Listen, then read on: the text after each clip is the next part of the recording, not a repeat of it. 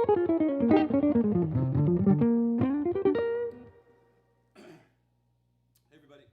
hope everybody's good. Just checking some levels here.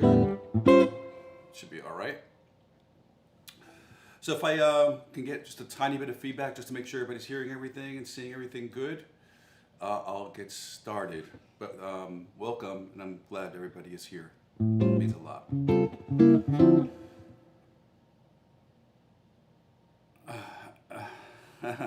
I'm laughing at Ray Barr's comment.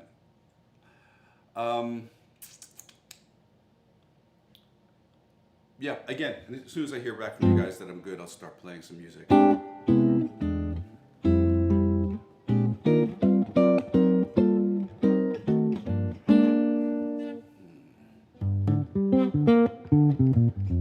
right.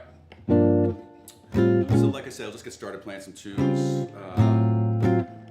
Maybe I'll do a little 4-on-6. So I'm hopping over to Ableton Live. If you guys want to take a look at what this looks like for me, this is where I have all my Drum Genius loops that I imported into Ableton Live, and then I just got a couple of tracks ready to record at all times. So this is my comping track right here. As soon as I press this button, I'll get a 2-bar count off and start doing it. So let me just type in a tempo. I'm thinking about 4-on-6, so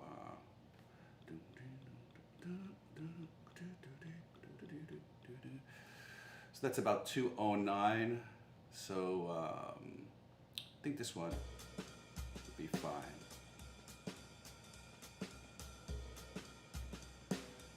All right, so I'll flip back to me, and here we go.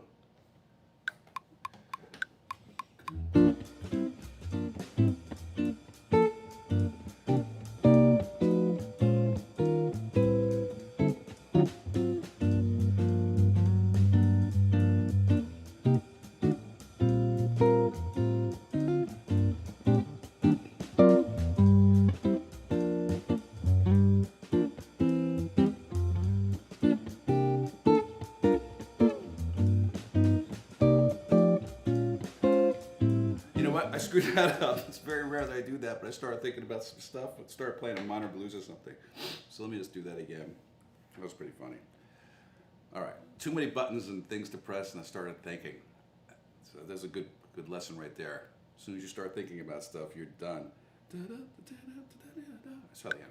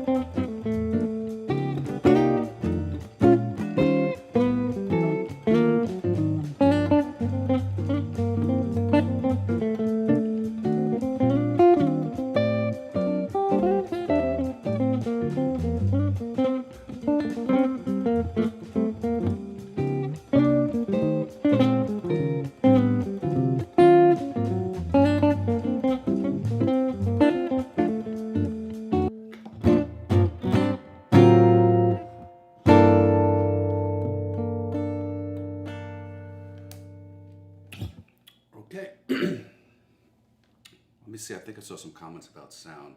Test 1, 2, check, check. Voice sounds a bit low and distant. Guitar sounds great. Okay, yeah, I just turned up the gain on the microphone. I'm trying to find a spot where you guys can hear me speak, but I don't want it to pick up too much of the acoustic guitar. Because if I shut the mic off,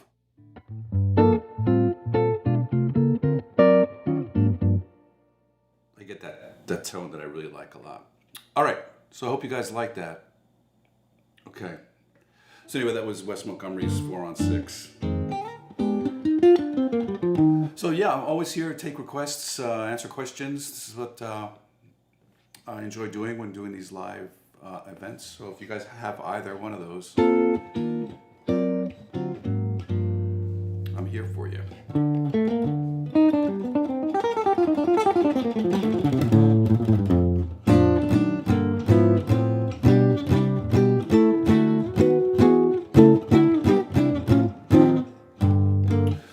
All right, everybody seems pretty quiet. Let's see.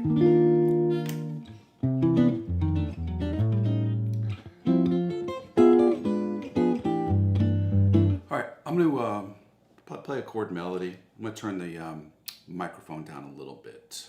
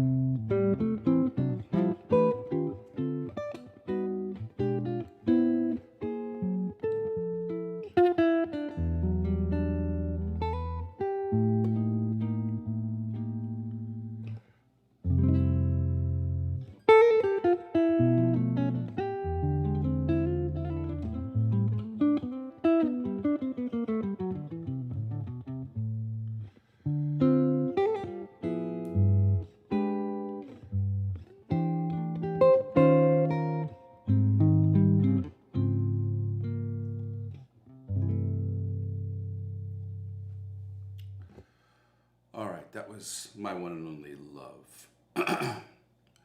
So let me check out some of the comments very quickly. I'm reading from DJ Wellington right now. When you place the long lines, it seems like the intervals seem so close. It would be cool to see them in slow motion. I'm not sure what you're asking me. Forgive me for not understanding. And Udo Horholm Hold. Yeah, man, Ben Monder's unbelievable, man. I'm such a huge fan. Guys, because this brilliant guitar player. Yeah, extraordinary musician, man. I've got guitar players know him, of course, but I don't think he's as well known as he should be. Brilliant. There's a whole bunch, man, right now. There's that guy Antoine Boyer. I don't know if he's an Italian guy, but he plays a nylon string guitar, just doing these exquisitely beautiful solo guitar arrangements, and all these, very, very young. Just hold my own here. So I might as well. It's not a matter of letting the. That's not a matter of letting the cat out of the bag, but I've got a couple of things coming up that I think you guys would be interested in. So next week I'm playing up in at the Deer Head Inn in Pennsylvania with a trio, but the following week I'm playing at Smalls in New York with Ulysses Owens and Dave Kokoski, who's actually a college friend of mine from back at Berkeley. Well, I met him in 1979. And we used to play a lot when we were in the 80s, early 80s, before. Well, anyway, just that was the time. And we used to play a lot of gigs together. I always felt super privileged to be able to hang with him because he was so far superior than I was. But anyway, that day after the Smalls gig, we're doing a recording. With Dave, Ulysses Owens. A couple of the tracks will have Pat Bianchi on them, but it's going to be a tribute to all my guitar heroes. And I'm really excited about it. So that's one of the pieces I'm going to play. And so I took this opportunity just to practice playing that chord melody for you guys. So yeah, that's one of the things. But I'm doing a bunch of stuff by Pat, George, Wes, Grant Green, that kind of thing. So look out for that, I guess, in the future. But I'm very excited. All right, so, okay, I see your follow-up about the long line. Seems like the intervals seem so close. It'd be so cool to see them in slow motion. I mean, I'm playing live, so that's where I'm confused. I don't know. Whatever the tempo is, that's what the lines are coming out of. So, again, forgive me if I'm missing something. And Udo is asking, when you play a chord melody like that, do you play it pretty much the same every time, or is there any improv in that? 99% of it, yeah, it's all worked out. And the only stuff that was improvised was those little moments at the D7 chord. I'm just playing stuff on a D7 chord, but all the chordal stuff is worked out. I'll play it the same way every time. Maybe it's some different nuances here and there, but on the arrangements that I have like really composed, like one like that, I do play it the same way every time. If somebody just asked me to play a tune that didn't have like a written out chord melody to, I would just play it using the combination of techniques that you just saw me play. But it would be more off the cuff and improvised, a la George. I mean not George, but a la Joe Pass, where he was just absolutely brilliant at just being able to play any tune, any key, any time. I just, as a point of interest, I remember having a conversation with Russell Malone. Just was a phone conversation, and we were talking about this subject. And I remember him asking me the exact question, And at that time, I was more interested in just playing, improvised chord melodies.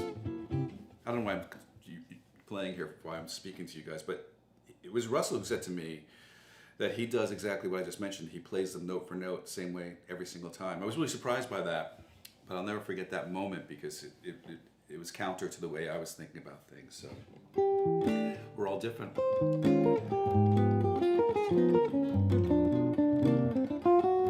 Thinking of another tune to play.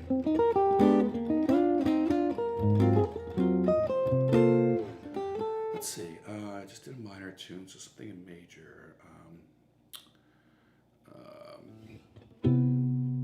No. You guys have any requests?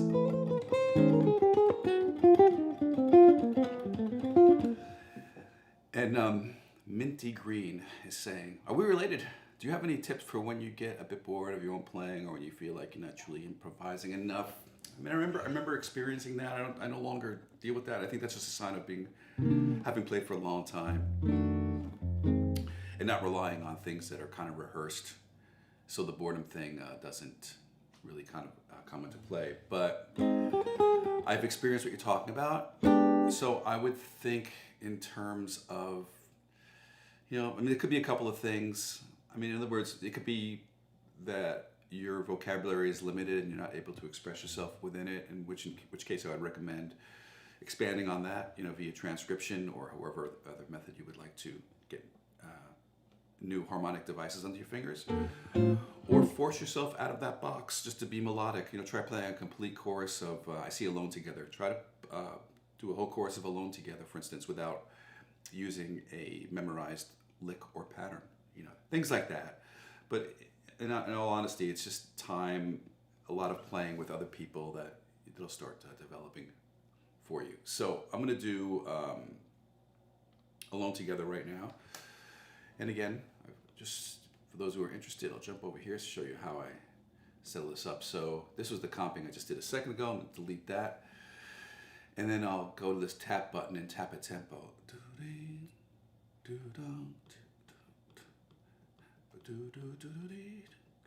So that is 139. And now I'm looking at my loops here. So I can either go with Adam Nussbaum, or Jimmy Cobb.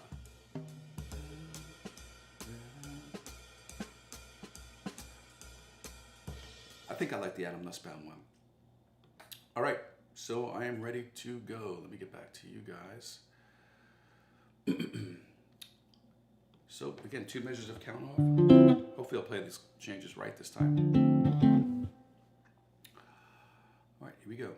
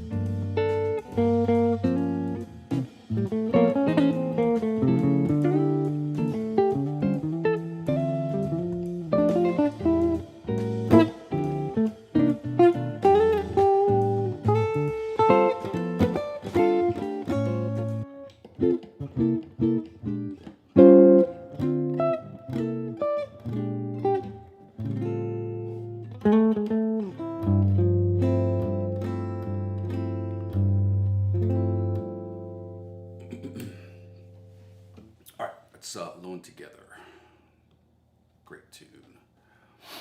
Let's see. Thanks again for everybody for being here. I do appreciate it very, very, very, very much. I'm just looking at these comments, seeing if any other questions were. Let's see. So Sam is asking, how do you think your linear playing has evolved? It seems to me that you were playing more melodic than in past years, more Benson with spacing. Thanks, Sam. Yeah, potentially. All I mean is that, like, hopefully that you guys are doing as well. You get to constantly assess yourself. So sometimes when I hear myself on recordings, or somebody grabs some video from a live gig or whatever it may be, the typical critique I would have on myself pretty regularly is that, I would end a phrase, and it was it would have been a really good phrase, and then I began playing again too soon, and not letting it resonate. So there's probably part of me that's considering that, like, just letting things breathe more. I'm always going to play, in the style of my heroes, like, Pat Martino and Benson, with these long, really super well crafted lines. I think I've got to get better at just taking a deeper breath in between. So when I hear myself, that's something, it makes me kind of like, Barry, man, you had a great moment there. You should just let that sit and resonate for a minute. So part of it is just my personality. I'm definitely I'm going to say I'm a type A kind of a person, because I'm not stressing over stuff, but I do like to accomplish stuff. And in the midst of improvising, sometimes I'll get, caught up in the, just the explosive, exciting nature of it versus, that. On the other hand, honestly, I've had people comment on ballad playing, really slow tempos, like 60 beats a minute or something like that. And those, to me, are like the real challenging tempos, because that's really when you're, anyway, you probably recognize this already, but I've had a lot of comments, positive comments about that style of playing too, which is the complete opposite of what we're talking about. So I need to find some middle ground. I think the funny thing about all this is that I'm 64 years old. I'm still trying to get better, when evaluating myself. So it just never stops. Let's see. I love the questions because it's super helpful, perhaps to people who are listening right now, and also it helps me be able to think about how I can put into words some things that are, sometimes are very challenging when it comes to music. Okay, so let's see. And somebody's Roman's asking me about Ableton Live. I have, honestly, because I teach a lot of courses in digital audio at UNF, University of North Florida. So I have access to a lot of them. I don't mean that they gave them to me. I bought everything that I use, but there's nothing, in my opinion, that touches Ableton Live for what I'm doing right now, which is just to comp something, press a button, the loop continues to play, and I could just endlessly use it. I don't use it in the way that most people do, because it's very deep in its ability to, especially with MIDI programming. But for this situation, there's nothing. I've tried, because I really would just like to be able to use one DAW, but man, there's nothing that comes close, in my opinion. But for other stuff, like for recording the video lessons that I do, I alternate. I'll use Pro Tools. I'll use Luna by Universal Audio sometimes. For that, it's just a matter of having two mics on a guitar, and or two inputs, the mic and the guitar, so it really doesn't matter. I could do that in GarageBand. But yeah, man, it's called Ableton Live for a reason. Hey Joe, how are you? It's good to see you, man. Hopefully, this is Joe. I'm responding to Joseph Califano right now. That he and I will run into each other occasionally on some of these bigger guitar events. So I'm hoping that Peter Henriksen can get that thing going again in the future. So that's a tough tune, man. I of course, I love all these Charlie Parker tunes, because since so many of them are contrafacts, on blues and rhythm changes and things like that. I always favor Donna Lee for a number of reasons, because I think it's such an original, just, even though that's a contrafact too, I believe. Yeah, Back Home in Indiana. It's just the construction of that melody, and as a learning tool, I resort to that a lot as far as to help students get some vocabulary together. Donnelly is just full of just amazing moments linearly, you know. But I don't know. You know what? I'll give you an actual answer. There's a blues by Charlie Parker in A flat.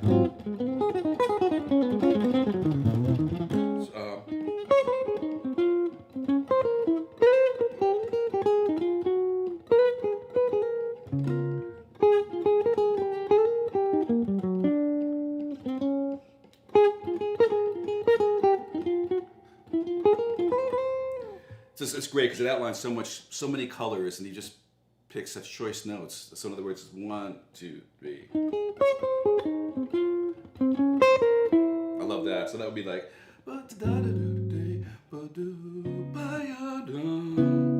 you're playing 4 to 4 minor, then playing major 7.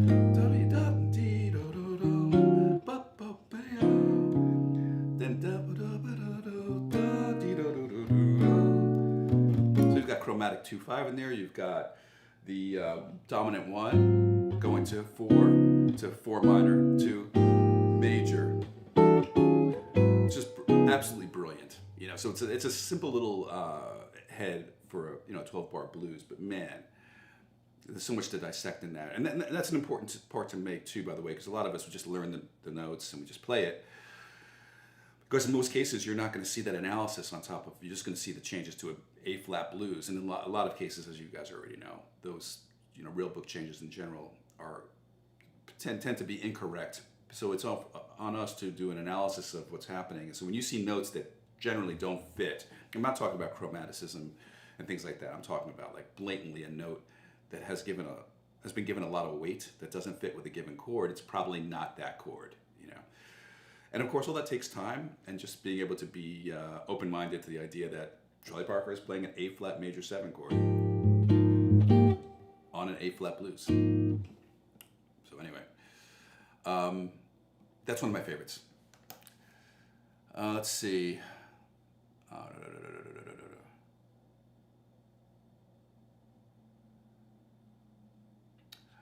Oh. Yeah, DJ, like I said, this is a live broadcast. There's nothing really I could do about that. Like on my video lessons, I tend to play things slower. I mean, I intentionally set a metronome marking that's slower than the recorded version that I do. But I've had this conversation with a lot of people, and the problem arises is that I'm going to phrase things differently depending upon tempo. You know what I mean? So in other words, a swinging tempo. This is that blues again.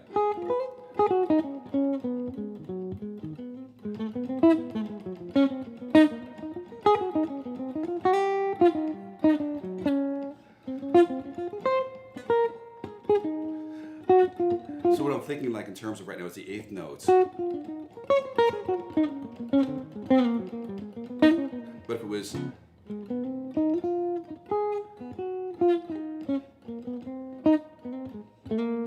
see how I'm changing the phrasing of all of it just naturally because it's my musical inclination, as I'm not going to play dot, dot, dot, dot, dot. And that's what it would sound like if it was slowed down, which is why I don't do it, and I apologize for that.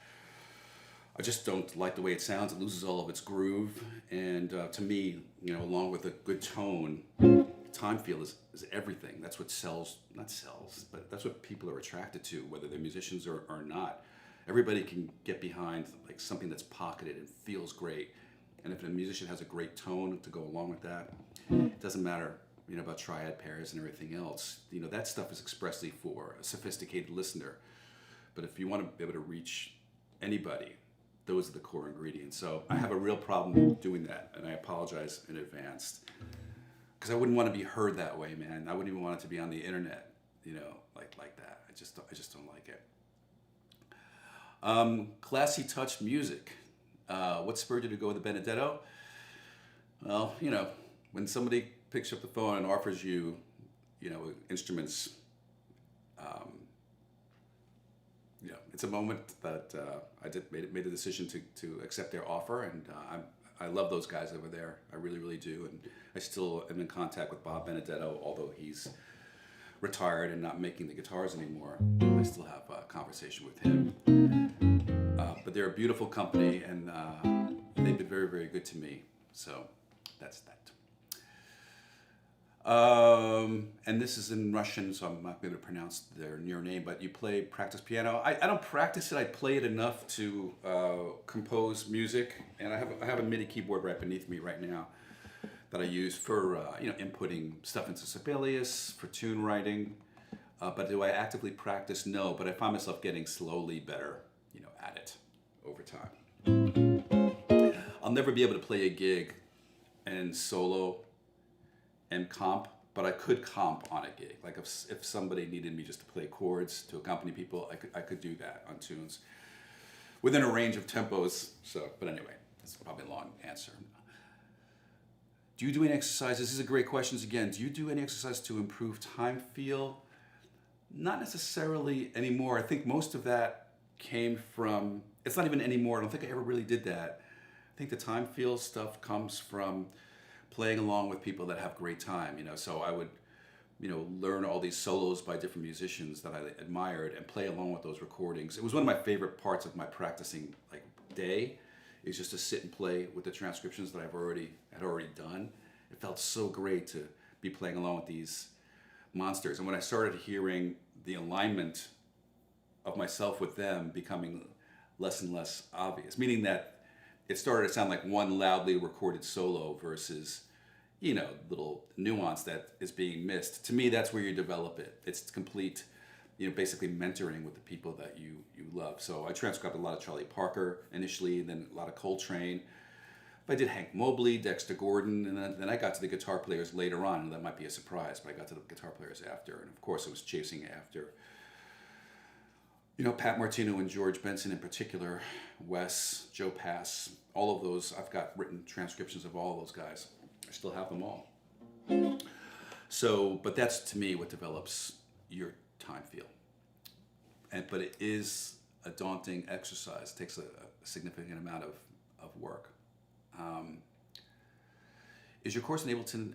No, Joe. None of the tech classes at UNF are online. Okay, glad everybody's doing well.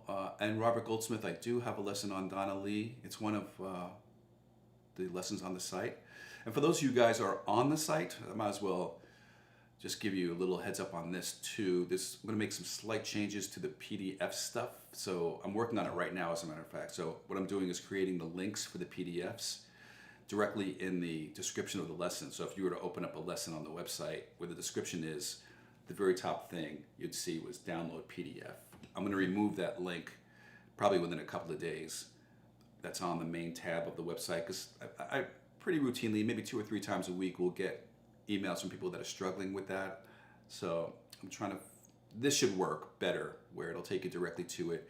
The other thing that's cool about it is you could do it from the phone, and even the iOS app that I have, the Barry Green Video Lesson iOS app. You'll be able to download them directly from the app too with this link. So it's the site will look slightly different in a minute. Johan loves music. Johan loves music. Do you have a repertoire or practice of the tunes? Not really. Like right now, because what I've just mentioned, that I have a couple of gigs coming up and a big recording. That's been my focus. So, but when I'm not preparing for a gig or a concert, or whatever it may be, or a recording, I generally just pick a tune a day and just work through it. Like what I'm doing with you guys right now, just playing these tunes. I'll do that, but I might think to myself, let's see, like the last thing I played was Alone Together. So I might be working on, hey, Barry, let's work on playing triad pairs on every A7 that comes along. So I might practice like that. Like I'll just play normally, but every time a particular moment comes, like this A7 I'm mentioning to you, I'd work on being very specific about trying to incorporate that sound. So that's the kind of practice that I'll do when I'm not preparing for something. Let's see. Yeah, so, man, listen, DJ, I would love to get out there, and here's another little bit, not of gossip, but this is going to be my last year at UNF. I'll finish up this semester, the fall, and then I'll do the spring of 2026, and then that'll complete that time of my life for me. It's 30 years. I've taught there for 30 years, and I'll turn 65 that same year. So, I'll be able to get, start my retirement and get Medicare and all that kind of stuff. I know it sounds like such old people stuff because I don't feel that way, but that's where I'm at. So what I'm getting at is that my freedom to travel and do things is going to open up considerably. And I'm hoping that this new record that I'm recording this month will come, maybe give me some, chances to do more of that, where I have been able to do that because of my schedule at UNF and my commitment to that position, which I cherished for all these years. And Christopher Cook is asking, do you have a lesson focusing on timing? Yeah, I do. It's just called Time Feel. It's an older lesson, so visually, you're going to see me much younger and in a different space as far as the room, but the information is solid. Like I will not remove lessons off the website because they're looking older and because the material is really, really good. So it's called Time Feel, and it's in the essential category on the website. Man, this is a great question, again, from Johan Loves Music. How important is dynamics to sound jazzy? I don't see a lot of lessons on how to sound bebop. Yeah, man, it's huge. It's a great question because it's, again, one of those things I can't put into a lesson, because I can't just say every second, eighth note you articulate harder. But that's a huge part of it. And I've had many, many students in my life, again, just reminding you, I've been there for 30 years, and not to mention all the people that I work with online. This is some of the things that are really, really challenging because, it just, I don't think it can be taught. It's got to be mimicked. You've got to play along with people that are great at that. So when I think about some exaggerated versions of what you're talking about, the first person that comes to mind is Cannonball Adderley, who had like this extraordinary swing feel, but a lot of it was the way he articulated and accented certain notes. Of course, the same thing goes for Charlie Parker, who started all of it, but it's almost to me like Cannonball gave it he has a more buoyant, almost kind of joyful thing about it. That's my comparison, to Charlie Parker. But like just in context, if I were to, let's just stay D minor here.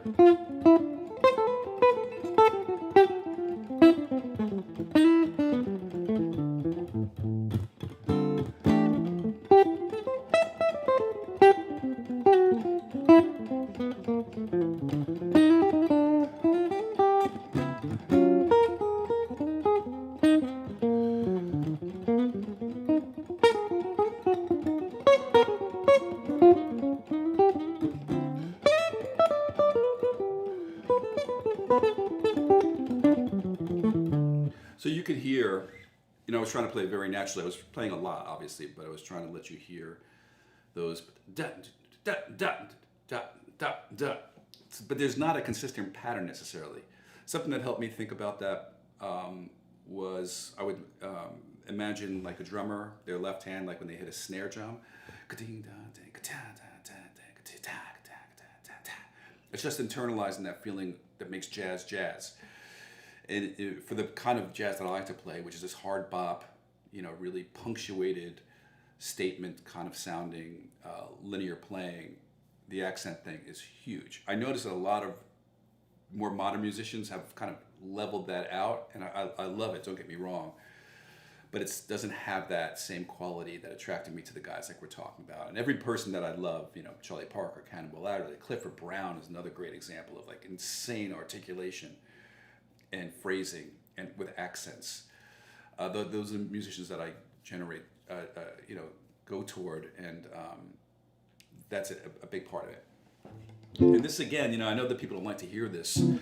This is where the transcription thing takes care of so much of this, and I wish there was a way for me to deliver this message as strong as possible, but I mean, obviously I studied a lot of theory, obviously I've been at this for a long, long, long time, but I'd still, if somebody said to me, if you can go back in time and only do one thing, like whether it be transcription or studying music theory and scales and arpeggios, hands down, I would have done the transcription. Because that covers everything. You get linear material, you get the feeling that we're talking about right now, you get a sense of how to construct a solo so it's meaningful from beginning to end. That's a big part of it too, the storytelling thing, where people feel like they're being, spoken to, Anyway, I know I'm talking a lot about it, but the last thing I'll say about the transcription thing, like for me, writing it down was important, I don't know why, but I'm glad I did it now, you know, looking back.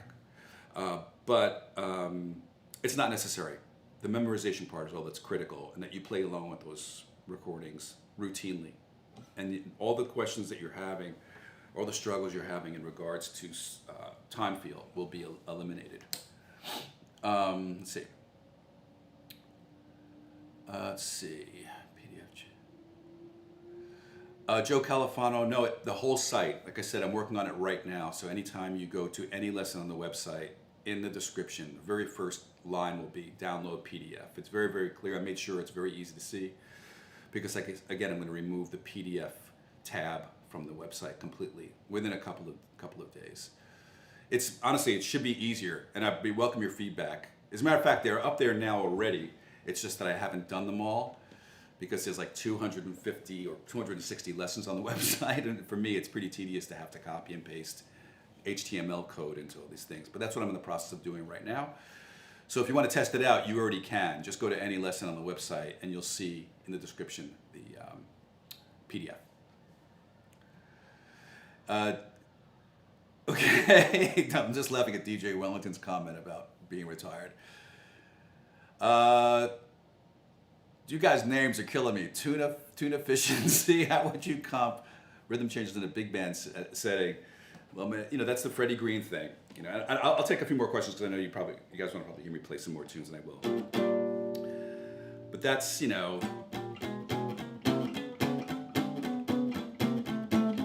the thing that made Freddie Green, or that style of comping, amazing is that, you know, first of all, he's using these small groupings. I'm turning my guitar down on purpose because it's more of an acoustic thing that he did. But you never heard him play. No, here's a common rhythm changes pattern.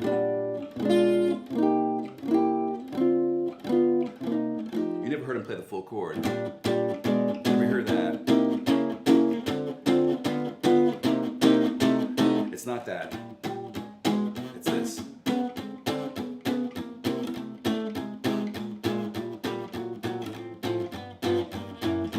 So what I'm doing is, what Freddie did is he muted the guitar with his left hand, and he's just letting a note or two pop out. Obviously important tones, but the right hand is completely free, liberated. It's not muting the strings from here. I'm muting them from my left hand. So it's just usually one note that pokes out of it. What you feel is the rhythm aspect of it. You know, that chunking that you hear, and that's how you acquire that sound. It's all about muting your left hand and only allowing a note or two to come out. Doing this, it's just overwhelming, and it's not even, doesn't even swing. You can hear it just doesn't swing as much. And if you get to a rhythm section that locks together where the ride cymbal, the bass, and the guitar part that I'm demonstrating right now lock up, man, there's nothing like it. It's great. It really is amazing to be part of a rhythm section machine like that. But that's the biggest thing I think that's most people struggle with, is that it's not the full chord. It's just a little bit of that sound poking out.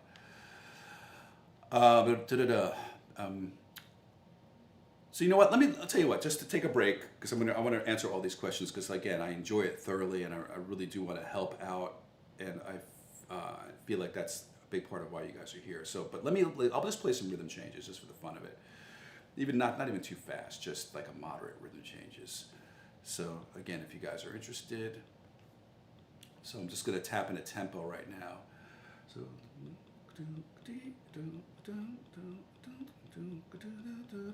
So that's 245.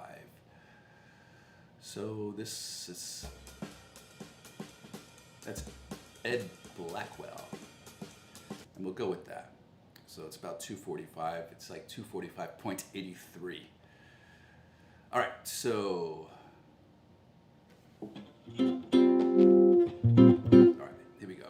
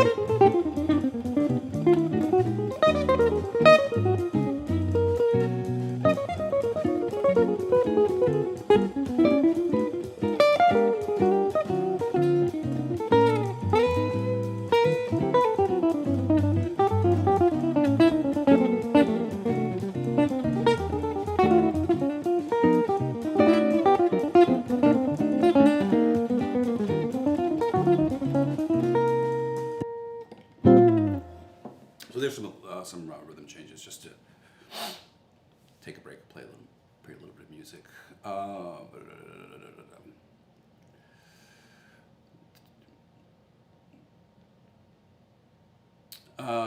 Joe again on the point of the dynamics. It seems to get the dynamic sound you demonstrate, you need to be able to play the lines softly to make room for the louder accented notes.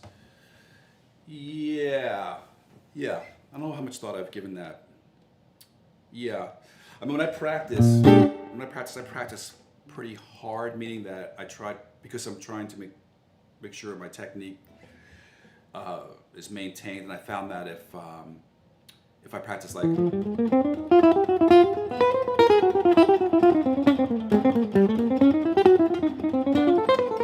I know that's not musical, and I'm not intending it to be. It's purely like a technical exercise. But when you get to start to play those,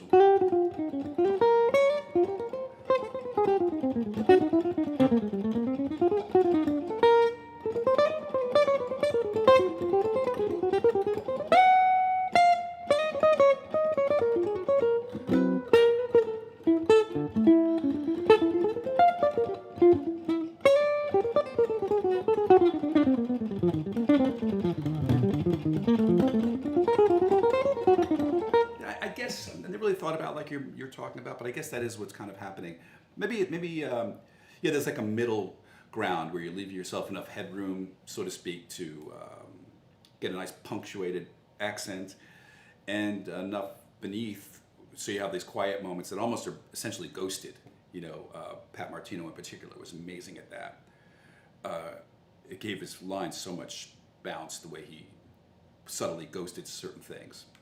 And all the musicians that we've talked about all had that quality. So I guess you do kind of have to find a middle ground somewhere. Okay, Joe, for a minute I thought you were uncomfortable with the idea of me changing the website around. I'm glad this is going to be helpful. Hey Jim, how you doing? Jim Hines. When you started transcribing, were you doing it off records? Yeah, man, we're talking about the early 80s. So there was no slow down, there was no computers, no internet. I don't know how we survived. But anyway, I would just record the recordings. I'm talking about like the records, the LPs. I'd record them onto a cassette recorder. And then within the, I remember a Pioneer cassette recorder, and I remember getting so good at like zip, playing back things very quickly, then listening to them, zip, and getting good at just putting together the transcription, piece by piece. But there was no slowing down, and that brings up a whole other topic that I won't expound on too much. Just to say that I'm not so sure it's the greatest thing to do as far as ear training. Is it expeditious? Does it help you get stuff done quickly? Yeah, but I don't think you're challenging your ears. This is just a gut feeling. I have no science to back any of this up. But I'm glad that I lived through the time before we had that technology. And let's not forget, like all the giants that we've listened to, that we admire. And there are many, many new giants, that's for sure. But I'm just talking about like guys like Wes and Pat and George and Coltrane. There was none of that technology, and most of the growth they made was just by listening and playing with other musicians. So I feel like that unfortunately might my gut is telling me that it's maybe not the wisest thing to do, depending on your priorities. If you just about want to get some lines and copy them off musicians, go ahead and do it. I would probably do the same thing. But as far as like when you're thinking about yourself as becoming a better musician. I think that might be a detriment. That's just my gut feeling. Let's see. Yeah, I mean, I'm reading what Mark said about emphasize fourth string for integrating style. Yeah, I think that it's more likely to be that, but sometimes even the G string, there's an element that. But yes, essentially, that seems to be the prominent one.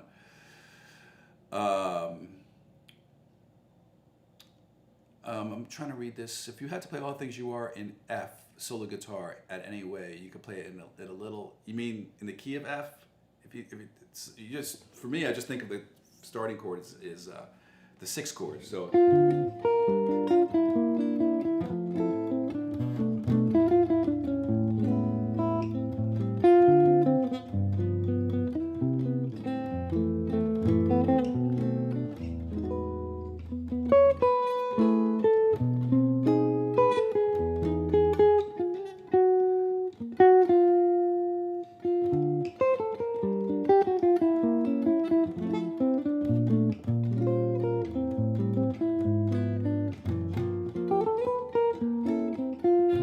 That was the key of F. It's just getting, understanding how cycles work in jazz tunes. Of course, that tune in particular has got a couple of curveballs because you're switching into these different key centers. But once you think about how Jerome Kern did that, it's pretty, I say easy. Like I said, it takes a couple of steps to prepare for that. The reason I was able to do that is because it's a tune that I do this with students a lot. So just recognizing where that key change happens. So in other words, like if you did it in the original key, when you get to the 4 chord, the 2-5 starts a half step higher. Then you go to minor, same pattern. 4 chord again.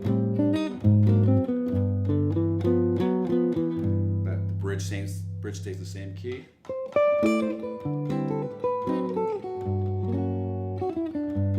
Then you're down a half step.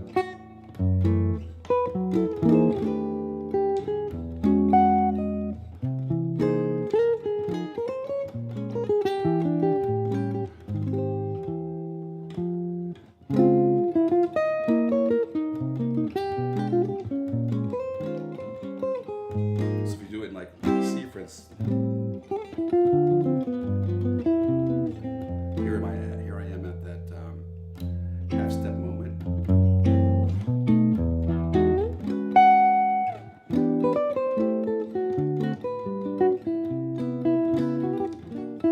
The key of B now.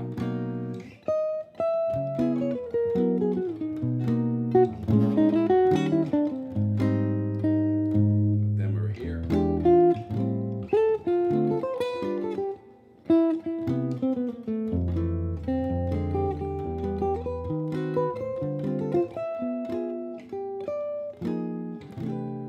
So obviously that kind of practice pays off a lot. But I don't have perfect pitch. I wouldn't be able to do that like people with perfect pitch just would be able to identify the sounds. For me, I have to be within that cycle, and then I can hear my way through the cycle really, really easily. Those transitions into the new keys, it would require me to have given thought. Okay, every time that happens, Barry, you go up a half step, and then that's it. So. But most tunes that don't do this, they don't do these key changes like this, and they're built on just pretty generic chord progressions that we've all heard a million times. That's a different thing. In a situation like that, I could play a tune in any key. It's not even going to matter. I mean, I prefer not to play it in B, but you get the idea. Let's see. I have not done any bluegrass flat picking, but I love that kind of music. And yes, best wishes to everybody here as well. What are my thoughts on Barry Harris? Man, I'm only slightly familiar. I've had so many people ask me this question, and I have taken the time to go on a couple of YouTube videos, not from Barry teaching it, but some of his students. And yeah, I mean, it seems to make great sense. It's just a way of looking at jazz, just for instance, like yesterday, we do something at UNF called a performance lab, where we just kind of listen to the students play, and then we critique them. But it was me and another faculty member, and this woman, her name is Lynn Ariel. She's a monster piano player and has played with just about everybody. But when we were discussing, ways for the students to improve, we had kind of not conflicting, but different ways of approaching this. But the end result is where we are now. Like, she is a incredibly accomplished musician and plays her butt off. And I feel like, I've done fairly well myself, so we took two different paths to accomplish that. So it's just another method, man. But the bottom line is with all this is so important. Whether you use Barry Harris's way of studying things or any numerous, teachers of this music, when you get on the bandstand, you're going to forget about it all anyway.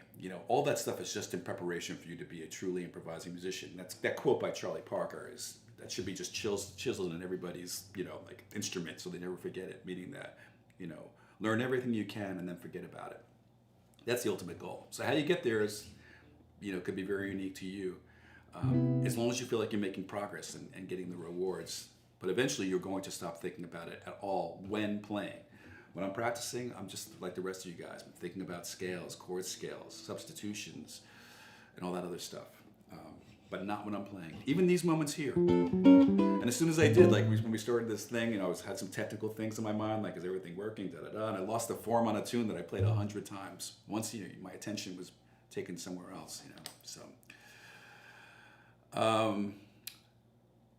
Christopher Cook, are you, and if so, what do you visualize when playing linear lines? I am visualizing stuff. I see chord forms, and I know there are a lot of my contemporaries do the same thing, so we just played, All Things You Are is not a great example to demonstrate this, but if I go back to like Alone Together, when I see this D minor chord here, I'm not, without thinking about thirds and sevenths and chord scales and arpeggios, I just have,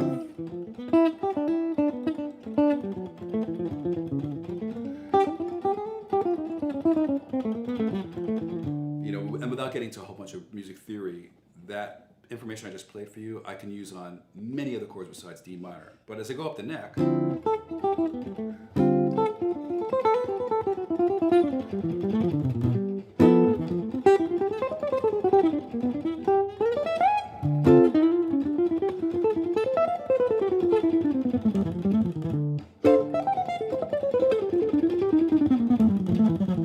all those feel exactly the same, meaning my level of goodness on it, that's a terrible word, it's all the same. But I map the guitar out like that in 5 positions, because that gives you complete coverage. And I've done that with every chord quality that we use in jazz. This is what allows me to be able to be in one position. I could play any of the tunes that I've played for you guys today, just sitting right here, including All the Things You Are, just because of the ability to see all those chord forms. Because no matter where you're on the neck, here's like All the Things You Are, for instance, F minor 7, B flat minor 7, E flat 7, A flat major 7, D flat major 7, D minor 7, G 7, C, C minor 7, F minor 7, B flat 7, E flat, A flat major 7, A minor 7 flat 5, D 7 flat 9 to G, 2 5.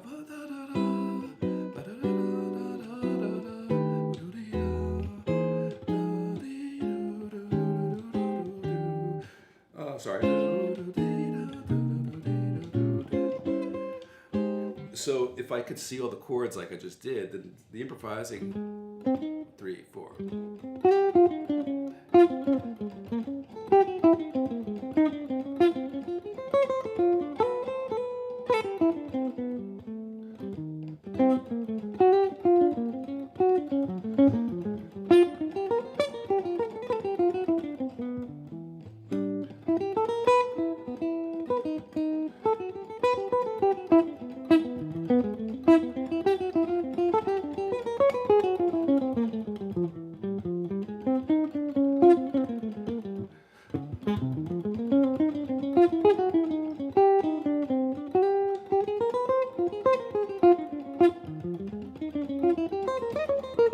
Skipped out the very last phrase, but yeah, that's all in one position, and that's the kind of stuff that I practiced a lot.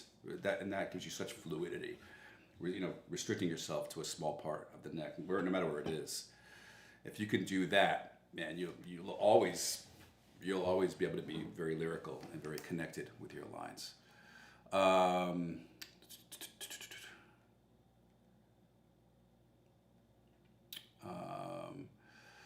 I'm still looking at these questions, and again, I'm skipping by these comments. I'm kind of trying to zone in on these longer ones that I know are questions. But thank you all very, very much for your kind words and support. I'm really happy that you're here, and we'll continue to try to create great content for you on the Barry Green Video Lesson website.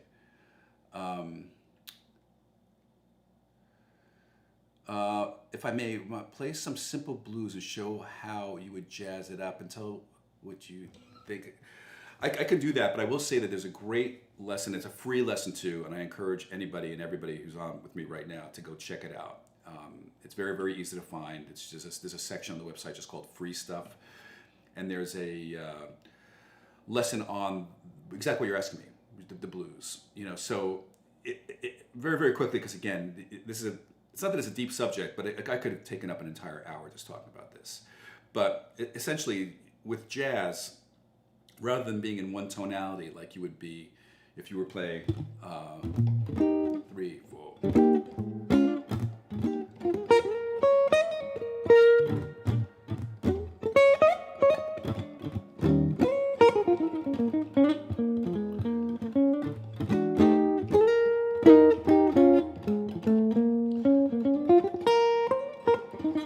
Obviously, there's so many great guitar players, man. Stevie Ray Vaughan just popped in my head. Just taking the blues scale, you can make so much music with it. Where jazz differs is we're all about creating these moments of tension and release, and those are usually based on the sound of an altered dominant and its resolution. Just creating tension and resolution is essentially what it is. So just to give you one example, one of the main places that jazz musicians would do that would be here. So here's blues, 2, 3.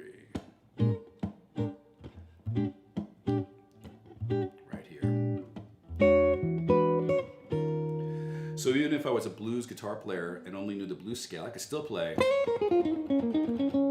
over that sound there. It's going to sound great. It's going to sound great. But jazz musicians tend to want to play that sound. So that would be 3, 4.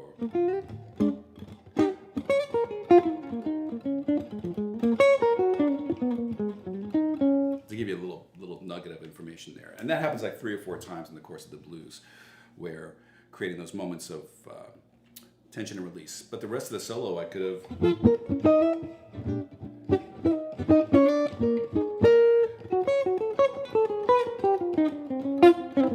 And all the guitar players that came from that day, like you heard me, like, not sound like Wes, but I'm playing, Wes kind of style with octaves. But all the guys, Pat, George, they all had that same formula where it would be 3, 4. Grant Green, another one.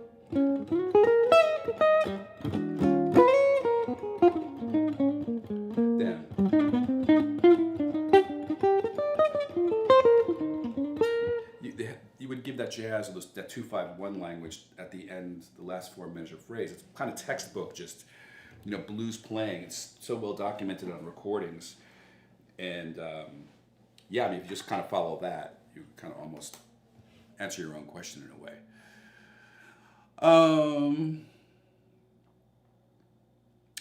Again, for those of you guys who are asking me for insight into Barry Harris's concept, I don't know it. We share the same first name, but that's about it. It wasn't around during my time. And again, I'm coming from a very, very hands-on, who are my favorite guitar players? Who do I want to, kind of sound like? I'm going to learn all their solos and practice them every single day. That was my method. And as I've got older and wiser, I understand, all the theoretical thing and can deliver that information to you guys. But again, I think of it as just getting my hands very, very dirty, working. So that's that. So you can see.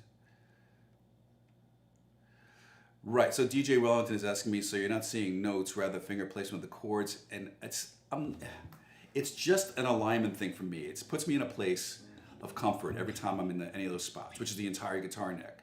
So yes, I'm aware of what the notes are, and it all depends on the chord. Like, if I went back to that D minor example,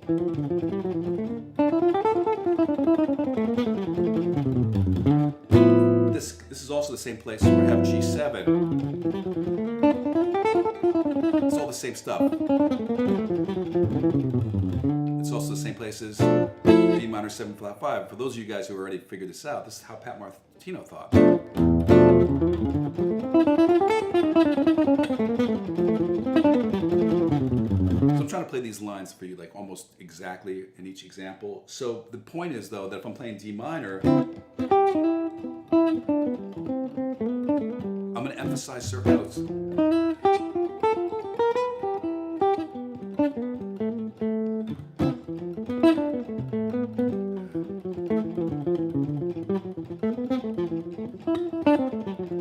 As opposed to this.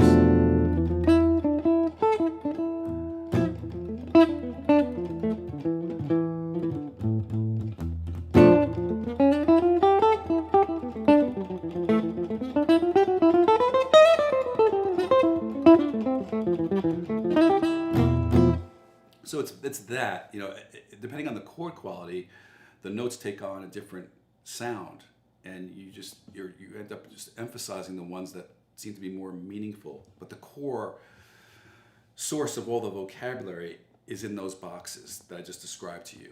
It's just that when you make music out of it, it's got to reflect the particular chord sound. And that has worked incredibly well for me. And if you guys that are all interested with this concept, you know, meaning the idea of,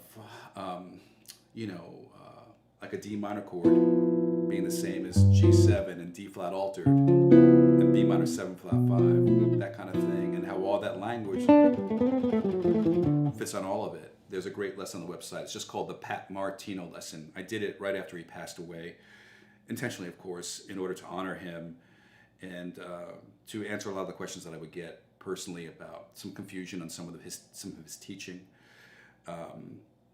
So anyway, that's a really, really great one. So let's say, it looks like, you know, we're kind of, I don't see any more questions here. And Jimmy S is asking me, still playing that Pat Martino? I love it, man. It's actually in my guitar case now because I take it to UNF with me. But man, I love it. As a matter of fact, I'm having this inner battle with myself right now for this recording session that's coming up in New York in 2 weeks. What guitar do I bring? I mean, I love the sound of this. And I love playing this guitar at home because it has a lot of acoustic quality to it. But man, the consistency of that Pat Martino model, and I just love the punch it has. So I'm leaning toward bringing that to the recording session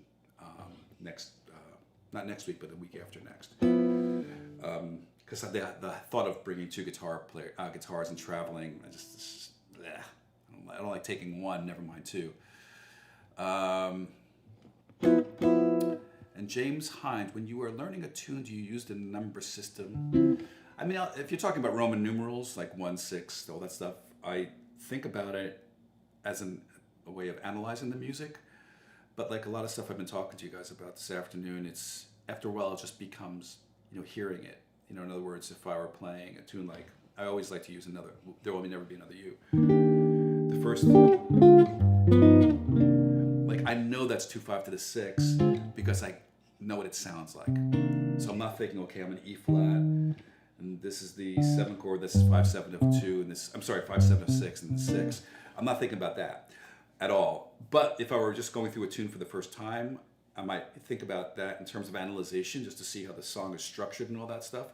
But these common chord progressions that we see in standards, like 2/5 to the 6 and 2/5 to the 4, 4 to 4 minor, the dominant 2 sound, all these chord movements that are found in every tune, those become sounds that are recognizable to me. So that's when, you know, not transcription, but transposition becomes very easy, because it's not a matter of me thinking.